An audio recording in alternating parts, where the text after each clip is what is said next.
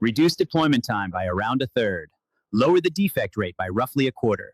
Made data exchange approximately 40% more efficient. Those are on my CV. I wrote them. I have been hired on the strength of them. I have been paid for 6 years partly because of them. I want you to audit them, out loud, on camera. Start wherever you like. 40%. Let's take that one. What was the baseline? Throughput on the old interface. Measured when? Before the migration. Over how long? A day? A week? Under what load? Average? Peak? End of month? There was a measurement. By whom? By us. By the team that needed the number to be good. By us. Before or after you knew what number you wanted? I don't remember. That's the answer, though, isn't it? If it had been a real measurement before, blind, you'd remember. You'd have the spreadsheet.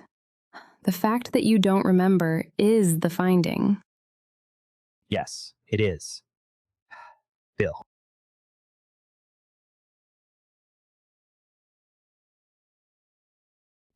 Can I say the uncomfortable part? I receive these numbers. Someone hands me a slide that says 40%, and by the time it reaches me, it's a fact. It's in the requirements document. I plan a roadmap around it, a budget, head count. I have never once been told where one of those numbers came from. I never thought to ask. I just built on it. I've written them. I want to be honest about that because I'm sitting here about to judge him and I've done exactly this. I once put reduce latency by 60% on a slide because a director needed a number by Thursday morning. And the real true answer was, it feels quicker. That's it. That's all I had. It feels quicker. And it went on a slide as 60%. And I never heard about it again.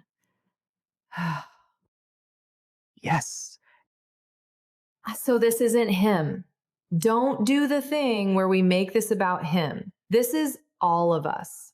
Every number on every CV in this building. He's just the only one who read his out loud. Here's the part I actually came here to say, and it's worse than if I just made the number up. Worse how? I think it's roughly right. I genuinely think that interface probably was somewhere around 40% more efficient. It felt right at the time. It probably was right. But you can't prove it. I can't prove it. Nobody can. The measurement doesn't exist anymore. The system was decommissioned. The person who actually ran the numbers left the company in 2019, and I have no idea where they are. So it's not a lie. I didn't invent it. But it's a thing I can no longer tell apart from a lie. From the outside, from the inside, they look identical.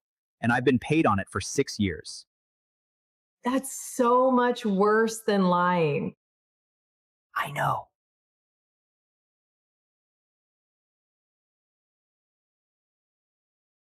So, are you taking it off? The CV. No. Why not? You just spent 10 minutes explaining you can't defend it. Because every other CV on that desk has the same numbers on it. Every one. Improved performance by X. Reduced cost by Y. Nobody can prove any of them. And every single person who wrote them will get hired over the honest one who left the numbers off. Mine is now the only CV in the world that's been audited on camera. And it survived. Not because the numbers are proven, but because I'm the only one who admitted they aren't. That's worth more than the 40% ever was. That's either the most honest or the most cynical thing anyone said at this table. It's both. That's usually where the true things are. I'm not going to tell you to strip every number off your CV. If you do, you won't get hired because the person next to you won't. And the number is the currency whether it's real or not. Here's the only thing I'd ask. Know which of your numbers you could defend if someone like Olga sat across from you and asked, measured when, by whom, before or after you knew what you wanted. You'll find it's fewer than you think. Mine was fewer than I thought. The industry runs on numbers nobody can source. The least you can do is know which of yours are which. Most people have never once asked themselves. I hadn't. It took sitting here to do it.